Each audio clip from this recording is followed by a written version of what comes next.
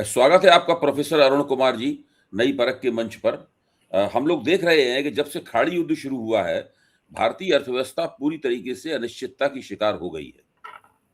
अ, संसद में एक बार प्रधानमंत्री नरेंद्र मोदी ने आकर एक लिखित वक्तव्य पढ़ा था, जिसमें उन्होंने ये कहा था कि अ, कोविड के ज़माने में जिस प्रकार का संकट आया था, उस प्रकार का संकट आ सकता है।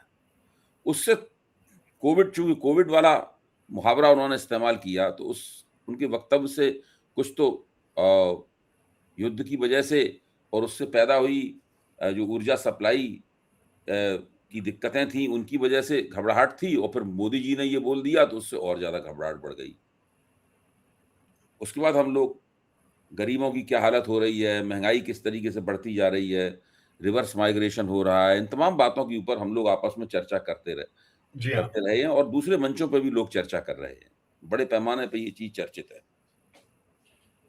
एक बात जो मुझे खटक रही है लगातार, मैं सोच रहा था आज आपसे पूछूँगा, जी हाँ। वो ये है कि अर्थव्यवस्था इतने संकट में है, इतनी मुश्किलें हैं, लेकिन मोदी जी के उस वक्तव्य के अलावा सरकार का कोई भी ज़िम्मेदार व्यक्ति, ना वित्त मंत्री, ना वाणिज्य मंत्री, ना रिज़र्व बैंक की तरफ से कोई, ना ही देश का कोई बड़ा पूंजीपति, भाई वो भी तो बड़ी हस्ती रखते हैं, उनका भी बयान देते हैं तो वो भी छपता है कि नहीं? नहीं नीति आयोग की तरफ से कोई इस विषय में कुछ बोलता ही नहीं है। आप बताइए पिछले 1 महीने में 1 महीना 10 दिन में, पिछले 40 दिन में 41 दिन तक तो युद्ध चला ही है, उसके बाद से अब युद्ध विराम था। तो 41 दिन के अंदर देश की अर्थव्यवस्था का संचालन करने वाले जो शीर्ष लोग हैं, जिनके कुछ के मैंने नाम लिए हैं, कुछ के और नाम लिए जा सकते हैं, जी हाँ। उनमें से कोई कुछ नहीं बोला। अगर बोला हो तो आप बताइए। नहीं, आपकी बात सही है और कि ये बात कितने ताज्जुब की है। जनता जी को हाँ। आश्वस्त भी नहीं करते, जो समस्याएँ हैं, उन समस्याओं के बारे में भी कुछ नहीं बोलते। ये भी नहीं कहते कि भाई हमारा अनुमान ये है, क्या है? कुछ नहीं, बिल्कुल एकदम सन्नाटा खिंचा हुआ है, एकदम। जी, ये क्या प्रवृत्ति है? जी हाँ, अभी प्रधानमंत्री जी ने एक देश के नाम संदेश भी दिया था, हुँ, तो उसमें भी उनको कुछ कहना चाहिए था कि देश उसमें के भी कुछ नहीं सामने जो बोले, हाँ, उसमें भी कुछ नहीं बात इसकी उठी। ऊँची-ऊँची बातें करते रहे वो तो। हाँ, जी हाँ। जबकि ये एक बहुत ही बड़ी चीज़ हो गई है, हुँ, जिसको हम लोग अंग्रेज़ी में बोलते हैं सप्लाई शॉक जो है, हुँ, हुँ, जिसका मतलब लोग कहते हैं दुनिया में सभी जगह इसकी चर्चा चल रही है कि हुँ, इतना बड़ा सप्लाई शॉक पहले नहीं आया। हुँ, जब 1973 में यौम किपुर वॉर हुई थी, उस हुँ। समय भी एक सप्लाई शॉक था। लेकिन आज क्योंकि हमारी निर्भरता कच्चे तेल पे और गैस पे, 73 में किस युद्ध की चर्चा कर रहे हैं आप? ये यौम किपुर वॉर थी जो यom इज़राइल किप्पुर वॉर, हाँ। हाँ जी, इज़राइल और अरब देशों के बीच में हुई थी हाँ, हाँ, यom, हाँ, 1973 हाँ, में। बिल्कुल और उस याद। समय भयंकर प्राइस राइज़ हुआ था, भयंकर परेशानियाँ आई थी। हुँ, और लोग कहते हैं कि ये उससे भी ज़्यादा खतरनाक है, हुँ, क्योंकि उस समय हम लोग की निर्भरता इतनी नहीं थी हुँ, कच्चे ये तेल पे, क्रूड ऑयल पे और जो गैस वगैरह पे। लोग घर में अपना लकड़ी पे, कोयले पे इस तरह से खाना बनाते थे। हुँ, वो गैस से नहीं करते थे। अब तो गैस पे ही जो सब ज़्यादातर घरों में, गाँव में भी गैस का इस्तेमाल बहुत प्रचलन हो गया है। हुँ, तो इसलिए क्राइसिस इस समय उससे भी ज़्यादा है। हुँ, अभी मतलब जो क्रूड ऑयल है ना? हुँ, उसको तो एनर्जी बनती है, पेट्रोल, डीज़ल वगैरह, लेकिन हुँ, उसके साथ-साथ फर्टिलाइज़र भी है, उसके साथ-साथ इसमें सल्फर भी निकलता है। हुँ, इससे और भी पेट्रोकेमिकल्स में से निकलती हैं चीज़ें, जिससे फार्मास्यूटिकल्स वगैरह है। तो यानी कि क्राइसिस काफ़ी बड़ा है और हुँ, इसके बारे में चर्चा होनी चाहिए, खासकर जो पॉलिसी मेकर्स हैं, क्योंकि दुनिया भर में क चर्चा हो रही है।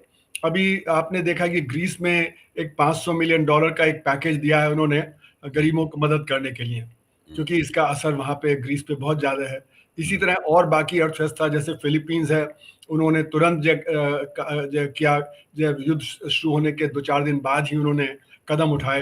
तो जगह-जगह दुनिया भर में ये सब चर्चा चल रही है। हमारे देश में ये कहा जा रहा है कि सब ठीक है और मुझे हुँ, लगता है वो इलेक्शन को देखते हुए, क्योंकि इलेक्शन को देखते ही हुए ही इन्होंने पेट्रोल और डीज़ल के दाम नहीं बढ़ाए, हालाँकि प्रीमियम पेट्रोल के दाम बढ़ाए, कुछ जो हुँ, इंडस्ट्रियल गैस के दाम बढ़ाए, लेकिन जो आम जनता के इस्तेमाल की चीज़ें हैं, उनके दाम इतने नहीं बढ़ाए जितने कि बढ़ा सकते थे।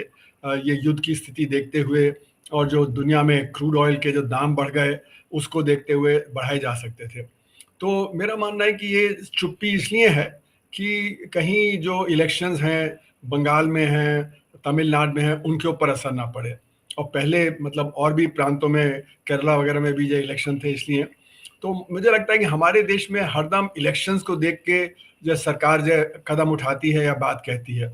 आपने देखा था पैंडेमिक के दौरान भी, जैसे कि जनवरी 2020 में जब वर्ल्ड इकोनॉमिक फोरम में चर्चा हुई थी, तो प्रधानमंत्री ने कहा कि देखो हम तो विश्व गुरु हैं, हमने तो इसको कंट्रोल कर लिया, और कंट्रोल करके हमने देखो बाकी देश हमसे सबक ले सकते हैं। जबकि एक्चुअल में स्थिति उस समय बिगड़ने लगी थी हमारे देश में, और डेल्टा वेव की शुरुआत फरवरी में हो गई थी, और हमने उसकी तैयारी नहीं की। उस समय भी पश्चिम बंगाल के इलेक्शन थे, उसको उसमें बहुत ज्यादा उसको फैला। फिर जो महाकुंभ था, महाकुंभ को हमने चलने दिया, और उससे फिर जो सुपर स्प्रेडर वो बन गया, क्योंकि वहां से सब जगह फैल गया। तो ये अगर आप देखें तो हमारे यहाँ एक प्रवृत्ति है कि हम चीजों को जो अनाउंस नहीं करते, या चीजों के बारे में जनता को एक कॉन्फिडेंस में नहीं लेते, ऑपोजिशन को साथ में नहीं लेके चलते। हरदम कोशिश रहती है कि ऑपोजिशन से कैसे हम एक कदम आगे बढ़ के ऑपोजिशन को अटैक करें या अपनी वो नहीं करें। तो मुझे लगता है ये सारी जो आप बता रहे हैं कि जैसे नीति आयोग है, इन सबको ये बात कहनी चाहिए, और वो लोग तो सब पॉलिटिकल निर्देश पे ही काम करते हैं। उनको तो जो राजनीतिक ऊपर से आता है वही करते हैं। इसलिए समस्या बढ़ गई है, समस्या बढ़ती चली जा रही है, क्योंकि अब तो जैसे आपने देखा कि 28 फरवरी के बाद अब तो करीब 50-55 दिन होने वाले हैं इस समस्या को। और ये शुरू में भी हम लोगों ने कहा था कि अगर ये 4-6 हफ्ते से ज्यादा चली तो इसका असर ये होगा कि हमारा स्टैगफ्लेशनरी सिचुएशन डेवलप करती जाएगी, और धीरे धीरे रिसेशन। दुनिया में भी अगर आप देखें तो लोग बात कर रहे हैं कि दुनिया की अर्थव्यवस्था स्टैगफ्लेशन में जा रही है, और फिर धीरे धीरे अगर ये और चलता रहा 1-2 हफ्ते तो रिसेशनरी सिचुएशन में चली जाएगी। वजह उसकी ये है कि जब आपके पास एनर्जी की शॉर्टेज होती है, आप उसको कोशिश करते हैं उसकी पूर्ति करना, आप ऑल्टरनेट एनर्जी सोर्सेज लेते हैं। जैसे कि अगर आप पहले गैस से पका रहे थे खाना, तो आप कोयला इस्तेमाल करेंगे या लकड़ी इस्तेमाल करेंगे, या आप कोशिश करेंगे कि सोलर एनर्जी का ज़्यादा इस्तेमाल करें, पर उसकी भी एक लिमिट है। 20% जो सप्लाई जो कम हो गई, वो कुछ हद तक आपने सऊदी अरेबिया के ईस्ट वेस्ट पाइपलाइन का इस्तेमाल करके रेड सी के द्वारा आपने जो ट्रांसपोर्ट कर लिया, कुछ और कहीं और जो ट्रांसपोर्ट हो गया, कहीं जो अमेरिका और वेनेजुएला से तेल ज़्यादा आ गया। पर फिर भी जो 20% की शॉर्टेज क्रूड की और गैस वगैरह की है, वो नहीं पूरी हो सकती। तो 12-15% की जो कमी तो है ही। 12-15% की कमी होने का मतलब है कि जहां जहां इसका इस्तेमाल हो रहा था इंडस्ट्रियल, वहां पे आपके जो कटौती होगी प्रोडक्शन में। वो चाहे सिरेमिक टाइल्स हो मोरबी की, वो चाहे आपकी सिरेमिक इंडस्ट्री यहाँ पे खुर्जा में हो, वो चाहे और बाकी तरह की इंडस्ट्रीज हैं जैसे कार के पेंट शॉप में हो, या फिर और फर्टिलाइजर के उत्पादन में हो। और अब तो ये आ ही गया कि हमारा जो मार्च का जो था कोर सेक्टर गिरावट पे था, क्योंकि कई कोर सेक्टर हैं जो बुनियादी जो प्रोडक्शन में इस्तेमाल होते हैं, उसमें गिरावट आई है। तो कोर सेक्टर गिरावट का मतलब है कि बाकी जो इंडस्ट्री है जो उसको इंफ्रास्ट्रक्चर का इस्तेमाल करती है, वो कम इस्तेमाल कर रही है। इसका मतलब उसका उत्पादन पे असर पड़ रहा है। तो हमारे उत्पादन पे असर पड़ने का मतलब ये है कि हमारे यहाँ बेरोजगारी बढ़ रही है, और ये दिख भी रहा है कि जगह जगह से लोग पलायन कर रहे हैं। जैसे अभी सूरत में आपने देखा रेलवे स्टेशन पे एक तरह से भगदड़ हो गई, लोग 12-12, 14-14 घंटे स्टेशन के बाहर सोए, जिससे कि वो अगले दिन स्टेशन के अंदर घुस पाए और फिर ट्रेन पकड़ पाए। और कुछ ट्रेनों को जो लॉन्ग डिस्टेंस ट्रेन थी उनको रोकना पड़ा सूरत में, जिससे कि कुछ लोग उन ट्रेन पे चढ़ पाए। तो जैसे कि पैंडेमिक के दौरान जो पलायन हुआ, तो उसी तरह का पलायन इस समय शहरों से गांव की तरफ हो रहा है, क्योंकि लोग कह रहे हैं कि भाई यहाँ पे शहर में तो गैस बहुत महंगी हो गई है, काम रुक गया है, तो अब हम कैसे खाना बनाएं। तो खाना कम से कम जब गांव जाएंगे तो लकड़ी से खाना बना लेंगे, वहां पे कुछ खेत से सब्जी मिल जाएगी। तो यानी कि वो गरीबी की रेखा के नीचे चले गए हैं, क्योंकि उनकी आमदनी रुक गई है। तो इस तरह से आप देखें तो आमदनी भी रुक गई है, प्रोडक्शन भी कम हो गया है, पलायन भी हो रहा है। और अगर आप देखें तो इसका हमारे रुपए पे भी असर हो रहा है, क्योंकि जो रुपया कमजोर होता चला जा रहा है। और हमारा स्टॉक मार्केट है, वहां पे भी अनिश्चितता बनी हुई है, वो कभी ऊपर जाता है कभी नीचे जाता है, क्योंकि जब फॉरेन पोर्टफोलियो इन्वेस्टमेंट जो है वो बाहर जा रहा है। फॉरेन डायरेक्ट इन्वेस्टमेंट जो नेट में नेगेटिव चल रहा था, वो भी जो नहीं रिस्टोर हो रहा है। तो बैलेंस ऑफ पेमेंट की प्रॉब्लम है। आपने देखा करंट अकाउंट डेफिसिट है, ट्रेड अकाउंट डेफिसिट है, और उसको जो पूर्ति के लिए हमारे यहाँ जब फॉरेन इन्वेस्टमेंट आता था वो कम हो गया। फिर ऐसे स्थिति में जब रुपया कमज़ोर होता है तो हमारे जो एक्सपोर्टर हैं वो जल्दी-जल्दी एक्सपोर्ट कर लेते हैं, जिससे कि जब दाम बढ़ें इसके पहले वो अपना जो एक्सपोर्ट कर लें और वो पैसा वहीं पे होल्ड कर लेते हैं, जिससे कि जब वो पैसा लाएँ बाद में तो उनको ज़्यादा रुपए मिलेंगे। और जो इम्पोर्टर हैं वो जल्दी से इम्पोर्ट करना चाहते हैं, तो इसलिए आपके फॉरेन एक्सचेंज आउट को हो जाता है। तो कई तरह से आपका मैक्रो जो है वो भी डिस्टर्ब हो जाता है।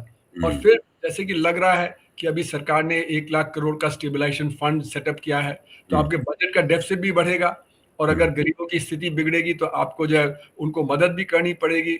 और दूसरी तरफ क्योंकि उत्पादन कम होगा तो आपका टैक्स कलेक्शन कम हो जाएगा, तो बजट का डेफिसिट बढ़ जाएगा। तो इस तरह से मैक्रो में भी हमारी जो परेशानी होगी, तो मैक्रो और माइक्रो दोनों में परेशानी बढ़ती चली जाएगी। जितना ये लंबा ये युद्ध खींचेगा उतनी परेशानी हमारी और बढ़ जाएगी। अच्छा, ये तो आपने बहुत बहुमुखी समस्या जितनी बहुमुखी है, लगभग उसके सभी पहलू आपने छू लिए। यहाँ तक कि जो बातें मैं आपके सामने प्रश्न के तौर पे रखना चाहता हूँ, वो दरअसल आपके इस जवाब में कवर हो गई हैं, जवाब में आ गई हैं। यहाँ पे एक और जिज्ञासा है जो शायद फिर से हम लोगों को इस प्रश्न के अन्य पहलुओं की तरफ ले जाएगी और उस पे हमें चर्चा करना ही चाहिए। भारत का जो कॉर्पोरेट सेक्टर है, जी हाँ। सरकार, उसकी नीतियां, हम सब बार-बार कहते रहे हैं नई परख के मंच पर। आप तो सारे देश में घूम-घूम के इस बात को कहते हैं और बिल्कुल सही कहते हैं कि सारी नीतियां कॉर्पोरेट सेक्टर के लिए ही होती हैं। सब कुछ उसी के लिए होता है। अच्छा, लेकिन जब देश इतने बड़े संकट में दिखाई पड़ रहा है, तो कॉर्पोरेट सेक्टर की भूमिका क्या बनती है? उसके ये मैं ये नहीं कह रहा हूं कि खुद अंबानी साहब बोलें या खुद अदानी साहब बोलें या कुछ बिरला साहब बोलें या टाटा साहब बोलें, खुद बोलें, वो मैं नहीं वो कह रहा हूं। लेकिन उनके उनके पास अर्थशास्त्रियों की टोली होती है इन लोगों के पास, जी बड़े-बड़े हाँ। आर्थिक सलाहकार होते हैं। जी हाँ। उनके पास जिस तरह सरकार के पास बड़े पैमाने पे सलाहकारों का मंडल होता है, उसी तरह देश के बड़े-बड़े जो कॉर्पोरेट घराने हैं, उनके पास भी बड़े-बड़े सलाहकारों के मंडल होते हैं। कोई कुछ वो लोग भी कुछ नहीं बोल रहे। मैं तो रोज़ 8 अखबार पढ़ता हूँ। अखबारों में भी कोई ऐसा नहीं है कि लोगों के वक्तव्य वगैरह, लोगों का एनालिसिस वगैरह कुछ ऐसा निकल के आ रहा हो, जो कोई सलाह दे वगैरह, कुछ नहीं, बहुत कम होता है।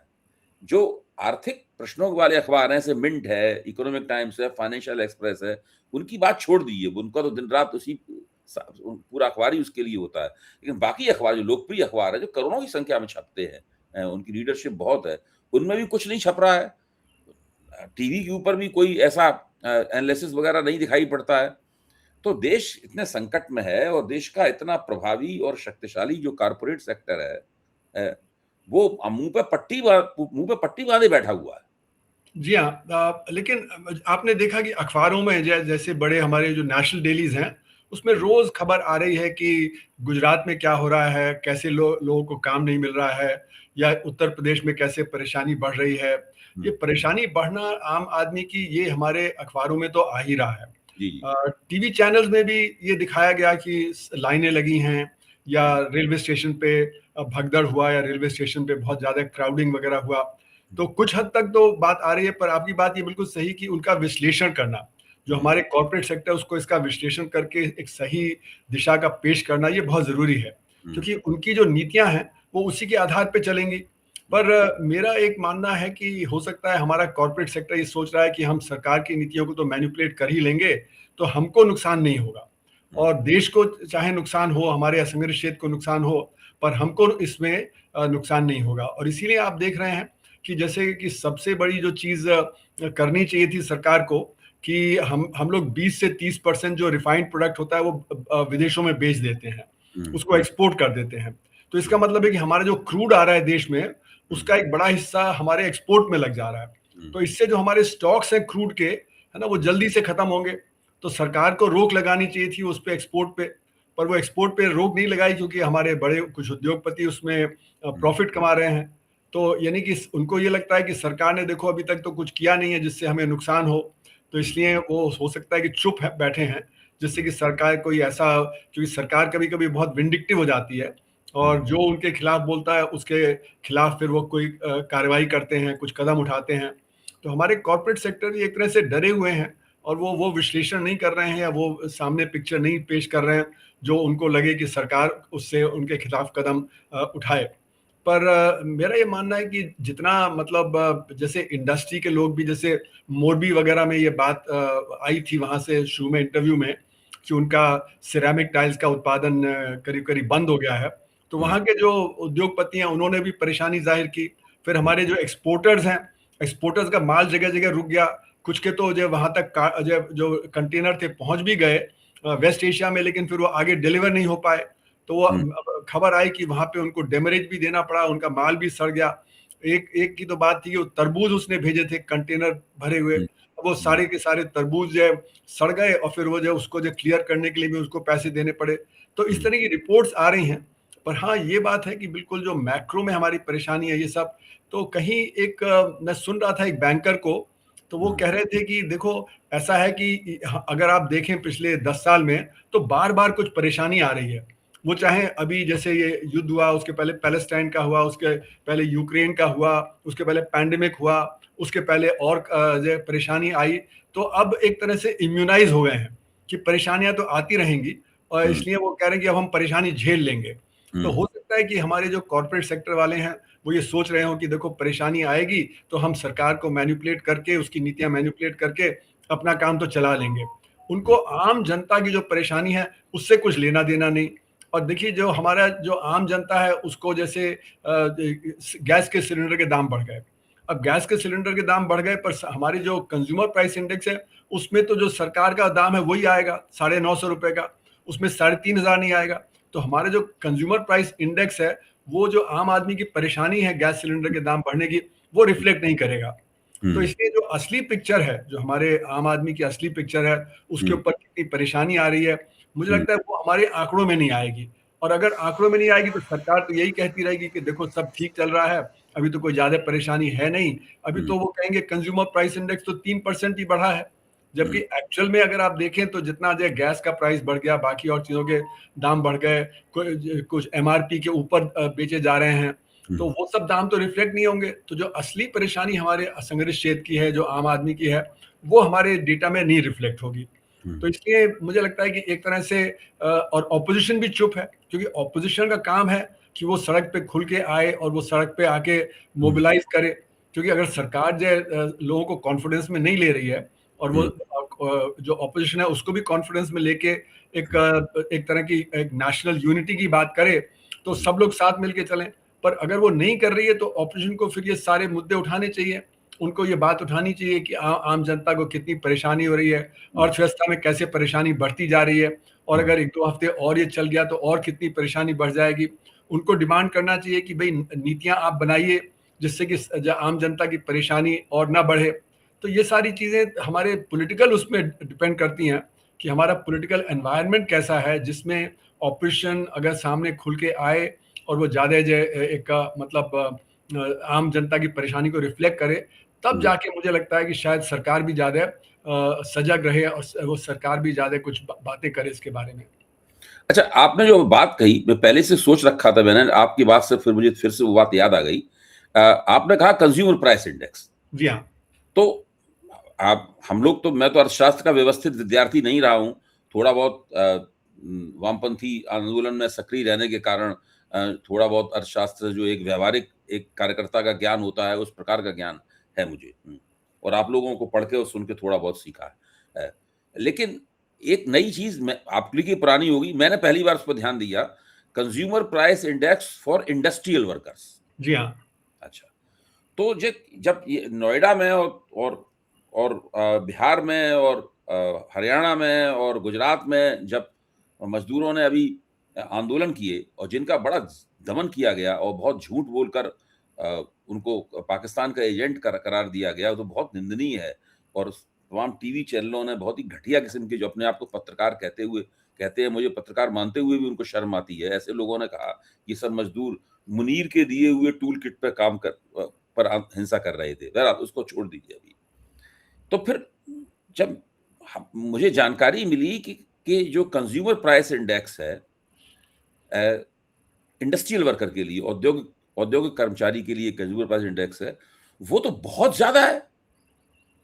हिंदू में अभी उसकी एक टेबल छपी, वो तो ऐसी है कि उसमें दिल्ली में 52% और वो गाजियाबाद में जहाँ मैं रहता हूँ वहाँ 57% और सब जगह इस तरह 50%, 47% इंक्रीज है कंज्यूमर प्राइस इंडेक्स में। तो ये कैसे होता है कि हम लोगों के लिए जो कंज्यूमर प्राइस इंडेक्स है उसके अंदर इतना कम बढ़ोतरी होती है, और जो औद्योगिक मजदूरों के लिए कंज्यूमर प्राइस इंडेक्स है, उपभोक्ता मूल्य सूचकांक है, उसमें इतनी ज्यादा बढ़ोतरी हो रही है, जबकि उनकी तनख्वाह में बढ़ोतरी ना के बराबर ही है। मैंने ये डेटा तो देखा नहीं जो आप हिंदू का डेटा कोट कर रहे हैं। जी। तो मुझे और भी आइडिया नहीं। अखबारों में आया है, और भी हाँ, अखबारों में आया है। अच्छा, मैंने अभी देखा नहीं है तो इसलिए मुझे आइडिया नहीं। लेकिन आपकी जो बात है उससे एक जनरल बात उठती है, वो ये कि देखिए, जो कंज्यूमर प्राइस इंडेक्स होता है वो एक बास्केट ऑफ कंजम्पशन पे होता है, मतलब कि आप क्या क्या चीजें कंज्यूम करते हैं। तो जैसे कि जो एक एग्रीकल्चर वर्कर है ना, उसका कंजम्पशन जो होता है वो कुछ ही चीजों का होता है। इंडस्ट्रियल वर्कर की तनख्वाह ज्यादा होती है, उसका कंजम्पशन कुछ और बढ़ी हुई चीजों पे होता है। जो आपका व्हाइट कॉलर वर्कर होता है उसका कंजम्पशन और ज्यादा चीजों का होता है, जो अमीर होता है उसका कंजम्पशन और ज्यादा होता है। तो जो कंजम्पशन बास्केट होती है जिस तबके की, उसके हिसाब से फिर वो इंडेक्स होता है, और फिर एक उसको एवरेज करके एक नेशनल इंडेक्स बनाया जाता है, सबको एवरेज करके। यानी एवरेज जो होता है वो ना तो गरीब को रिप्रेजेंट करता है ना अमीर को रिप्रेजेंट करता है, वो तो एक एवरेज है। तो जो हमारे जैसे कि इंडस्ट्रियल वर्कर्स हैं, है ना, उनकी कंजम्पशन बास्केट में एसेंशियल चीजें आएंगी सिर्फ, है ना। वो कार नहीं कंज्यूम करेंगे, वो मतलब जैसे कि एयर कंडीशनर उनके घर में नहीं होगा वगैरह वगैरह, है ना। वो तो बुनियादी चीजें हैं, उनका खाना पीना हो गया, उनकी एनर्जी हो गई, उनके जो कुछ और चीजें हो गई। और जो सर्विसेज का एक कंजम्पशन होता है वो थोड़ा हमारे कंज्यूमर प्राइस इंडेक्स में कम रिप्रेजेंट होता है। जो कि सर्विसेज का उत्पादन तो अर्थव्यवस्था में करीब 50-55% है, लेकिन उसका जो रिप्रेजेंटेशन हमारे कंज्यूमर प्राइस इंडेक्स में कम होता है, क्योंकि जो गरीब आदमी है वो जो कम चीजों को कंज्यूम करता है, या जैसे कि वो घर का किराया है वो ठीक से रिप्रेजेंट नहीं होगा। तो हमारा कंज्यूमर प्राइस इंडेक्स जो इंडस्ट्रियल वर्कर्स के लिए होगा और जो एग्रीकल्चर वर्कर्स के लिए होगा वो नहीं होगा जो हमारे व्हाइट कॉलर वर्कर्स के लिए, हम लोग के जैसे हैं, हम लोग के लिए, क्योंकि हमारा कंजम्पशन बास्केट काफी ज्यादा है। तो इसलिए अभी एनर्जी के दाम जितने बढ़े हैं, है ना, तो वो एनर्जी के दाम जब बढ़ गए तो फिर उनका जो कंज्यूमर प्राइस इंडेक्स ज्यादा तेजी से बढ़ेगा, क्योंकि हमारा जो कंजम्पशन है एनर्जी का वो हमारी बास्केट में एक छोटा हिस्सा है, लेकिन उनकी बास्केट में एक बड़ा हिस्सा है। तो इसलिए उनका जो दाम ज्यादा तेजी से बढ़ेगा। लेकिन मेरा ये कहना है कि जो हमारा ब्लैक मार्केट का प्राइस है वो फिर भी उसमें नहीं आएगा। मतलब जो आपने बताया आंकड़े, है ना, उससे भी ज्यादा होगा, क्योंकि जब उनको वो तो 950 का सिलेंडर नहीं मिल रहा है, उनको तो 3500 का सिलेंडर मिल रहा है। या जो 100 रुपए किलो की गैस भरवाते थे अपने छोटे 5 किलो वाले सिलेंडर में, वो 400-500 रुपए की जा रही है। तो यानी उनके लिए जो एनर्जी के दाम है वो तो 3 गुना, 4 गुना, 5 गुना बढ़ गए, है ना। तो उनके अगर जो बास्केट में एनर्जी के का जो हिस्सा जो है वो अगर समझिए 20% भी है, तो उनके लिए तो 100% इन्फ्लेशन हो गया। वो 100% इन्फ्लेशन तो रिफ्लेक्ट नहीं होगा हमारे आंकड़ों में। तो इसलिए जो आप बात कह रहे हैं तो ये सही है कि जो उनके जो बास्केट है उसके हिसाब से अगर हिंदू में रिपोर्ट आई है कि वो 50% बढ़ गया, 57% बढ़ गया, तो बात सही है। लेकिन मेरा कहना है कि उससे भी ज्यादा बढ़ गया है ना। और इसलिए उनकी स्थिति और बिगड़ गई, क्योंकि उनकी तनख्वाह तो बढ़ी नहीं। उनकी जो तनख्वाह अभी बढ़ाई भी आपने देखा नोएडा में या इधर गुड़गांव में, वो तो कहीं 30% बढ़ी है, कहीं 22% बढ़ी है, कहीं 35% बढ़ी है। तो वो जो उनका जो इंक्रीज कॉस्ट ऑफ लिविंग है वो उसको फुलफिल नहीं करता। दूसरी बात, जब शॉर्टेज होती है तो मिलती नहीं चीज। यानी कि आप अगर घर पे नहीं खाना बना पा रहे तो आप जो ढाबे में जाएंगे तो ढाबे में भी आपको कई चीजें नहीं मिलेंगी, क्योंकि वो भी गैस बचाने की कोशिश में है। वहां पे भी जो खर्चा बढ़ गया है, उन्होंने भी अपने दाम 20-30% बढ़ा दिए। जैसे कि कुछ ने मुझे बताया कि चाय जो 10 रुपए का प्याला आता था वो 20 रुपए का प्याला हो गया। तो यानी कि उसपे तो 100%। तो हो सकता है ढाबे में भी उनका जो खाना खाते होंगे वो भी जो 50-100% बढ़ गया, और उनका फूड का जो बास्केट है वो आपका जो 50% होगा, तो उसमें भी जो वहां पे बहुत बढ़त हो जाएगी। तो इसलिए मेरा मानना है कि जो कंजम्पशन बास्केट है उसके हिसाब से इन्फ्लेशन नापा जाता है। और इसीलिए मैं बार बार कहता हूँ कि जो कंज्यूमर प्राइस इंडेक्स है, जो हमारा नेशनल एवरेज है, वो गरीब की दशा को नहीं दिखाता है। क्योंकि गरीब की जो है उसकी कंजम्पशन का जो है वो बास्केट छोटी होती है, और उसमें जो ज्यादा ऊपर नीचे चलता है, जैसे कि ऑयल के दाम बढ़ गए या जो गिर गए, या जो सब्जियों के दाम बढ़ गए गिर गए, बाकी और गेहूं जो चावल वगैरह के दाम बढ़ गए घट गए। तो इसलिए उनके जो फ्लक्चुएशन ज्यादा होता है और उनके ऊपर परेशानी ज़्यादा आ जाती है। अच्छा, एक तो ये पहलू रहा। अब हम थोड़ा-सा स्टॉक मार्केट के ऊपर विचार करेंगे। हम लोग अपनी चर्चा के आखिरी दौर में जा रहे हैं। स्टॉक मार्केट की स्थिति ये है कि भारत का स्टॉक मार्केट काफ़ी अरसे से पिट रहा है। बीच-बीच में उछलता है और जिसको पैसे कमाने होते हैं, वो पैसे कमा लेते हैं उसके अंदर होशियार लोग। लेकिन कुल मिलाकर स्टॉक मार्केट से मिलने वाला रिटर्न, उससे मिलने वाला फ़ायदा पिछले ज़मानों के मुकाबले काफ़ी कम हो गया है। जी हाँ। हाँ, तो ये जो स्थिति है इससे इसका अर्थव्यवस्था पे क्या असर पड़ता है? देखिए, स्टॉक मार्केट तो हमारा जो है वो रिप्रेजेंट करता है कुछ बड़ी कंपनियों को, हुँ, क्योंकि हमारे देश में समझिए 6000 बड़ी कंपनियां हैं। हुँ, स्टॉक मार्केट में जो एक्टिव ट्रेड होता है वो तो करीब 1500 2000 कंपनियों का होता है। हुँ, तो मतलब सारी बड़ी कंपनियों का भी एक्टिव ट्रेडिंग नहीं होता है। हुँ, तो ये जो स्टॉक मार्केट है वो रिप्रेजेंट करता है कि आप जो कैसा देख रहे हैं आगे आने वाले समय को। और हुँ, ये खासकर ये 1500 कंपनियां जो बड़ी कंपनियां हैं, और क्योंकि ये बड़ी कंपनियां हमारी ये अच्छा कर रही हैं, क्योंकि हमारा असंगठित क्षेत्र पिट रहा है, तो हुँ, इसलिए हमारा स्टॉक मार्केट उछाल पे था। हुँ, लेकिन जब अनिश्चितता होती है, तो अनिश्चितता के दौर में फिर इन्वेस्टर जो है इन्वेस्ट नहीं करता है। हुँ, दूसरा, जो फॉरेन पोर्टफोलियो इन्वेस्टर है, हुँ, उसने अपना पैसा बाहर निकालना शुरू कर दिया, क्योंकि उसको दिख रहा था कि अनिश्चितता बहुत है और भारत के जो है यहाँ जो स्टॉक मार्केट है उसके दाम स्टॉक्स के बहुत ज़्यादा हो गए थे। और हुँ, तीसरी बात ये कि रुपया गिरावट पे था। तो रुपया जो गिरावट पे था, तो इसका मतलब है कि डॉलर के टर्म्स में उनका रिटर्न जो है सही नहीं आ रहा था। हुँ, और अमेरिका में उधर अगर आप देखें तो 7 टेक्नोलॉजी कंपनियां जो हैं वो बहुत ज़्यादा अच्छा कर रही थी, हुँ, क्योंकि सारा जो इन्वेस्टमेंट करीब-करीब इस समय सुनने में आ रहा है $1 ट्रिलियन इन्वेस्टमेंट इस हुँ, समय के करीब जो है ये हो रहा है इन टेक्नोलॉजी कंपनियों में और जो आर्टिफिशियल इंटेलिजेंस वगैरह में। तो वहाँ पे उनके दाम बहुत बढ़ गए, तो वहाँ पे रिटर्न बढ़ गया और यहाँ पे डॉलर के टर्म में रिटर्न गिर गया, क्योंकि जो हमारा रुपया कमज़ोर हो रहा था। हुँ, तो इसलिए उन्होंने पैसा यहाँ से निकाल के और वो विदेश में, अमेरिका में, वहाँ पे वो इन्वेस्ट कर रहे हैं। और इसीलिए अनिश्चितता के चलते हुए हमारे जो इन्वेस्टर्स हैं वो भी पैसा बाहर निकाल के बाहर इन्वेस्ट कर रहे हैं। तो फॉरेन डायरेक्ट इन्वेस्टमेंट भी नेट में ज़ीरो या नेगेटिव या बहुत कम हो गया था। तो जो बाहर से कैपिटल आ रहा था, जो हुँ, हमारे स्टॉक मार्केट में लगता है, वो एक बहुत बड़े लेवल पे गिर रहा था। तो हमारा जो डोमेस्टिक इन्वेस्टर है वो तो इन्वेस्ट कर रहा था, कि पर बाहर से जो पैसा आ रहा था वो कम हो गया। और अभी हुआ ये कि नॉन रेजिडेंट इंडियंस जो हैं, हुँ, जो मतलब यहाँ पे रेमिटेंसेस भेजते थे, वो रेमिटेंसेस भी कम हो गए, क्योंकि वहाँ पे जो 1 करोड़ जो वेस्ट एशिया में जो हमारे लोग हैं, वो वहाँ से वापस आ रहे हैं या उनका काम छूट गया है। तो उसकी वजह से रेमिटेंसेस पे भी असर पड़ा है। तो इससे ये सारी जो समस्या है, वो हमारे फॉरेन एक्सचेंज से, हमारे जो रिटर्न से, कितना नेट रिटर्न है हमारे स्टॉक मार्केट में, उस पे निर्भर करती है। तो हमने जैसे कि बैंकों में जैसे आरबीआई ने हमारा इंटरेस्ट रेट भी काट दिया, तो अब बैंक में भी पैसा डालने में आपको ज़्यादा रिटर्न नहीं मिल रहा, आपका इन्फ्लेशन भी नहीं कवर हो रहा पूरा। तो वो पैसा तो ज़रूर जो है स्टॉक मार्केट में जा रहा है।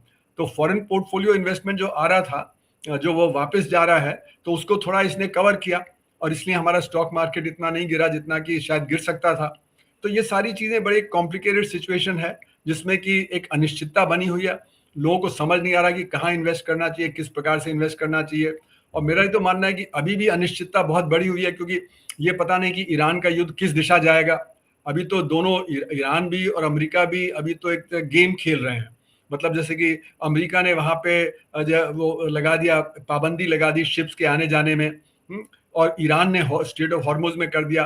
अब दोनों में एक तरह से रस्सी खिंचाई हो रही है। हाँ, रस्साकशी है। हुँ, रस्साकशी हो रही है कि वो हुँ, किस प्रकार से ये चलेगा, किसका जब पलड़ा ज़्यादा भारी पड़ेगा। हुँ, तो इसलिए अभी कह नहीं सकते कि मतलब क्या होने वाला है अगले हफ्ते 10 दिन में। और अभी तो जो उन्होंने पोस्टपोन किया है कि सीज़फायर का एंड होना था, वो पोस्टपोन इंडेफिनिटली कर दिया। हुँ, इंडेफिनिटली करने का मतलब है कि वो अभी अमेरिका नहीं अटैक करना चाहता है, हुँ, और ईरान को शह मिलेगी तो ईरान भी अपना जो है रुख और कड़ा कर लेगा कि भई अभी अगर आप हमसे टर्म्स माँग रहे हैं जो हमें बाध्य नहीं है, हम नहीं मानना चाहते, तो हम अभी नहीं आपसे समझौता करें। तो बड़ा स्ट्रॉन्ग स्टैंड लिया ईरान ने, कि उन्होंने कहा कि ठीक है, हम अपनी टीम को नहीं भेज रहे। वांस ने तो अनाउंस कर दिया था कि हम मंडे की इवनिंग को पहुँचेंगे, फिर हुआ कि ट्यूसडे इवनिंग को पहुँचेंगे। ईरान ने कहा नहीं, हम नहीं इस एग्रीमेंट पे साइन करेंगे जो आप चाहते हैं। तो हुँ, अभी ये बात अभी खुल के नहीं निकल आ रही है कि हुँ, किस चीज़ पे उनका समझौता होगा, कैसे समझौता होगा। और कितना युद्ध आगे चलेगा या नहीं चलेगा, स्ट्रेट ऑफ हॉर्मुज़ कब तक बंद रहेगा या नहीं बंद रहेगा, इन सब पे अभी कोई वो नहीं। और अगर हफ्ता 10 दिन और चला तो जैसे कि यूरोप में कहा कि अब तो हमारे पास बहुत कम एविएशन टरबाइन फ्यूल रह गया है, वहाँ पे एविएशन सेक्टर को भी परेशानी हो सकती है जिसका कि असर सारी दुनिया पे पड़ेगा। फिर बाकी और देशों में भी परेशानियां इस तरह की बढ़ती चली जा रही हैं। तो इसलिए अभी कहना कि स्टॉक मार्केट किस दिशा जाएगा वो बड़ा मुश्किल है, क्योंकि ठीक है लोग जो जिसके पास पैसा है उसको जो और बाकी इन्वेस्टमेंट की जगह नहीं है वो वहाँ इन्वेस्ट करेगा, पर अगर आपका जब प्रोडक्शन कम हो जाएगा, आपका प्रॉफिट कम हो जाएगा, तो फिर आपका रिटर्न भी कम होगा, तो फिर वहाँ पे आप जो इन्वेस्ट करेंगे तो आपको लॉस होगा। तो इसलिए आज की अनिश्चितता की स्थिति में ये कहा नहीं जा सकता। लेकिन सरकार का ये रहता है कि सरकार प्रेशराइज करती है जो फाइनेंशियल सेक्टर के फर्म्स होते हैं कि आप स्टॉक मार्केट में इन्वेस्ट करिए, जैसे LIC है, बाकी और हैं, उनको प्रेशराइज करेगी कि जो स्टॉक मार्केट ना गिरे, क्योंकि अगर स्टॉक मार्केट गिरेगा तो फिर जो हमारा कॉर्पोरेट सेक्टर है उसको जो नुकसान होगा। तो इसलिए वो भी एक प्रेशर बना रहता है हमारे जो पब्लिक सेक्टर के फाइनेंशियल कंपनीज हैं कि आप इन्वेस्ट करते रहिए जिससे स्टॉक मार्केट तेज बना रहे, एक वहाँ पे गिरावट ना आए। तो कई तरह के मैनिपुलेशंस चलते हैं इसमें, जिसकी वजह से परेशानी, जो छोटा इन्वेस्टर है वो परेशानी में आ जाता है, क्योंकि जब स्टॉक बढ़ता है तो वो उसमें एंटर कर जाता है, जब वो स्टॉक मार्केट गिरता है तो उसमें से निकल नहीं पाता है, तो उसको लॉस हो जाता है। तो आपने देखा कई बार ऐसा हुआ है हमारे स्टॉक मार्केट में कि बड़े बड़े जो इन्वेस्टर होते हैं वो फायदा उठा लेते हैं और छोटे इन्वेस्टर्स हैं उनको लॉस हो जाता है। तो ये स्थिति ऐसी बनी हुई है अभी। तो ये अब आखिर आखिर में 1,00,000 टके का सवाल है, आप चाहें तो इसका एक लाइन में जवाब दे सकते हैं। वो ये है कि अब 29 तारीख को अंतिम वोट पड़ जाएगा बंगाल में और 4 तारीख को नतीजे आ जाएंगे। जी हाँ। तो 29 के बाद भी हो सकता है या 4 के बाद हो या दोनों के बीच में कभी हो जाए। क्या तेल, डीजल और पेट्रोल के दाम बढ़ेंगे या नहीं बढ़ेंगे? मेरा मानना है 29 तारीख को ही बढ़ा देंगे, इलेक्शन हो जाएगा उसके तुरंत बाद वो बढ़ा देंगे, जिससे कि जो उनकी जो तेल कंपनियां हैं जिनको अभी इस समय एक तरह से लॉस हो रहा है और सरकार को सब्सिडाइज करना पड़ेगा, तो वो न करना पड़े। और ये मुझे जहां तक ध्यान है 2024 में भी ऐसा ही हुआ था कि इलेक्शन के तुरंत बाद उन्होंने दाम बढ़ा दिए थे। जी, बहुत बहुत धन्यवाद प्रोफेसर साहब। धन्यवाद। हम लोगों ने विस्तार से ऐसे प्रश्नों पर चर्चा की, मेरे दिमाग में भी उलझन की तरह चीजें मौजूद थी। मैं सोच के आया था कि आज आपसे ये सब बातें पूछूंगा और आपने बड़े अच्छे तरीके से समझाया। मेरे ख्याल से बहुत जटिल स्थिति है और अंदेशे बहुत हैं इसके अंदर। हमें हमें खुद नहीं पता है कि हमारा निकट भविष्य में हमारा क्या होने वाला है। जी हाँ, धन्यवाद। धन्यवाद। नमस्ते।